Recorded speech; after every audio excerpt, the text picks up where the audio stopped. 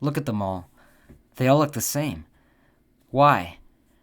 After the polar Tregurtha, the Great Lakes wouldn't see many new ships, other than the tug-barge combination Great Lakes Trader and Joyce L. VanEnkevort. In 2012, that would change. The Bay St. Paul would enter service for Canada Steamship Lines. The vessel had been built in a shipyard in China and would be one of 6 vessels that would come out of what CSL called the Trillium class. While Canada Steamship Lines was celebrating the arrival of the Bay St. Paul, Elgama was waiting on the first vessel from China for their new Equinox class, the Elgama Equinox. The Equinox wasn't the Ryerson, but it wasn't a horrible-looking ship. Of course, not many had expected that 11 more were coming, with small variations in design, such as dimensions, self-unloading system placement, or no self-unloading equipment, and slight color scheme variations. In 2016, Lower Lakes Towing received the Manitoulin, also from China. 6 years later, in 2022, Interlake Steamship Company would launch the first vessel to be built on the Great Lakes in 41 years. The ship also was decent looking, although it did resemble the look of the constantly coming Elgama vessels. So why do they look the same? Currently, Elgama is the only company on the lakes that is constantly coming in with new ships. Canada Steamship Lines did receive the new Gumi in 2023, but it is for seaway use and ocean use only. No other companies are announcing plans for or receiving any new vessels currently.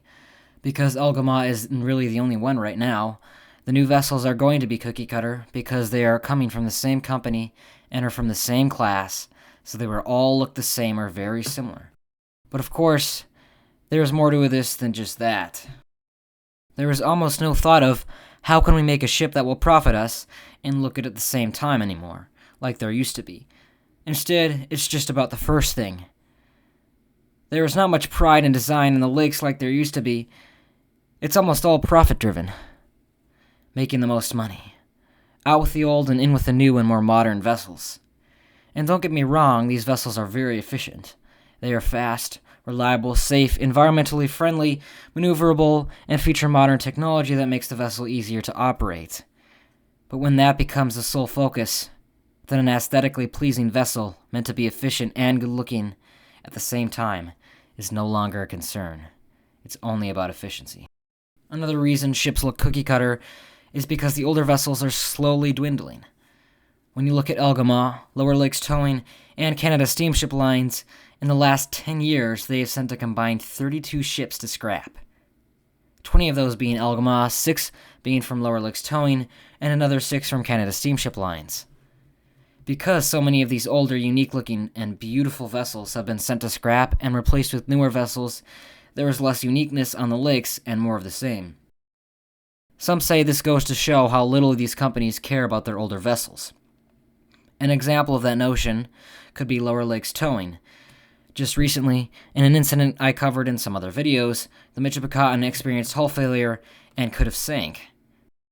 As far as the scrapped vessels, among the losses from these are the last steam-powered vessel sailing for the Canadian flag, the Elgama Montrealis, 3 World War II-era vessels, the converted T3 tanker Victo, or better known as American Victory, the Manistee, and the Mississauga, the last vessel to be built with the pilot house in the bow, the Algosu, one of the last straight-deckers left in existence, the Ojibwe, and a vessel featuring the reclaimer machine and possibly being the last of its kind in the entire world, the Elgama Transport.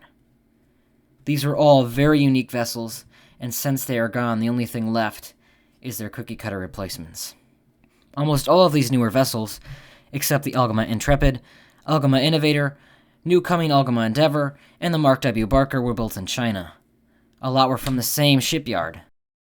The Trillium class came out of the Shanxi Shipyard and Yongfen Shipbuilding.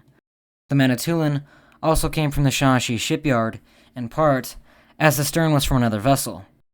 The Equinox class came from Yangzhejiang Shipbuilding and Nongtong Mingde Heavy Industry. My apologies if I mispronounced any of that. Anyway, subscribe for more shipping info and I'll see you in the next one. Goodbye.